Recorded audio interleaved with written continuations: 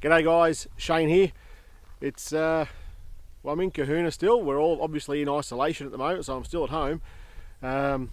In Kahuna we get an average of 407, I think it is, millimeters of rain every year. So that's roughly, for you American guys, about 16 inches of rain a year.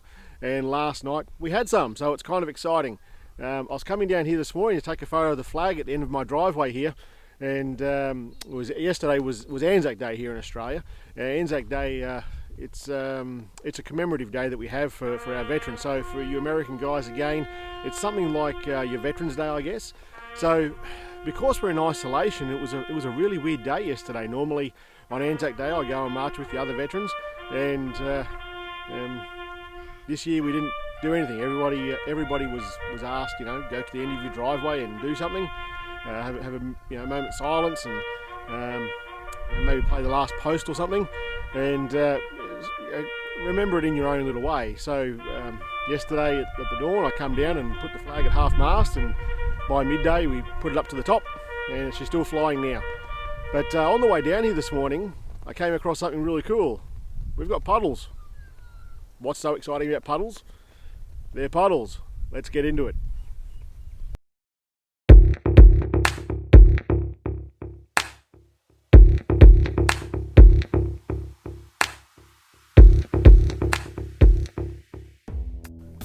So puddles, what's the big deal with puddles? Well, with a phone, your lens is so close to the edge of the phone, you can get pretty close to water with it. Don't drop it, unless it's waterproof, of course. But because you can get so close to the water, you can get some epic sort of reflection shots. So look, I found a couple of puddles here. They don't need to be big puddles.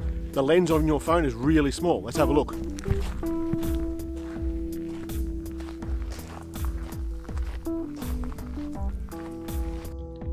So these puddles here, they're not real big.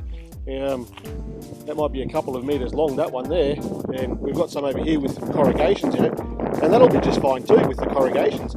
They're only maybe 25 centimeters across. They're quite small puddles, but the lens on your camera, it's only 5 to 10 millimeters across. So it doesn't really matter how small these are, as long as they're bigger than the lens. The less likely it's to be affected by the wind. So if you have a look down here at this puddle, you might see some shimmering off that one. It's because we've got a little bit of wind at the moment, and the wind's picking up on the top of that puddle. Whereas the smaller ones just don't have anything. So we'll try the smaller ones first. So these puddles here, they're really quite small. So what you want to do is have your phone upside down. I'll link up here to some of the product photography tutorials, and I'll talk about holding the phone upside down. But basically, you want to hold it upside down so that the lenses are nice and close to the ground, and when you get it closer to the puddle, it'll be closer to the water. Because the puddles are small, there's not much movement there at all with the wind or with anything else, so we can get pretty close and you'll get a nice mirror across the top of the water there. So hold upside down, get as close to the water as possible. You may need to touch the focus point and take a photo. I use my thumb as the shutter, and it works quite well. So does it need to be a puddle? Well, no. Any reflective surface will work. I just get excited when there's a puddle.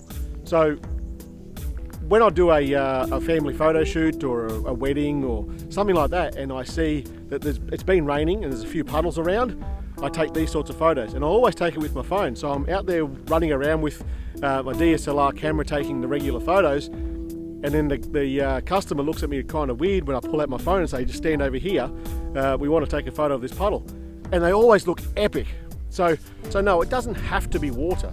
It can be a reflective surface. If you're in town, in the city, and there's glass walls and stuff all over the buildings, they all work just fine as well. It'll just be on its side. It won't be a reflective puddle as such.